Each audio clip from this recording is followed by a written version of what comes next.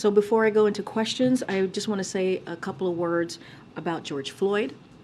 Today, 3 years after the murder of George Floyd, President Biden paid tribute to George Floyd, his family, and advocates who have fought tirelessly for reform and accountability measures. This morning, the president also vetoed a congressional Republican-led disapproval resolution that would have nullified crucial police reforms, many enacted in the District of Columbia on an emergency basis in 2020 after George Floyd's murder, such as banning chokeholds, setting important restrictions on use of force and deadly force, improving access to body-worn camera recordings, and requiring officer training on de-escalation and use of force.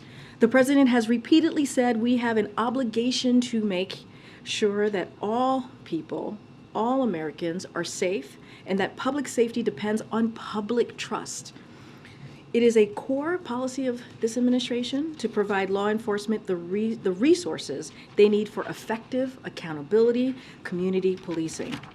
And that's why last year the president signed an executive order on advancing effective accountability, accountable policing, and criminal justice practices to enhance public trust, public safety, which requires federal law enforcement agencies to do the following: ban chokeholds, restrict no-knock warrants, mandate the use of body-worn cameras, implement stronger use of force policies, provide de-escalation training, submit use of force data to the FBI's use of force data collection, submit officer misconduct records into a new national database, and restrict the transfer of military equipment to local enforcement agencies. The administration has made significant progress implementing these goals as detailed in a White House fact sheet issued just this morning.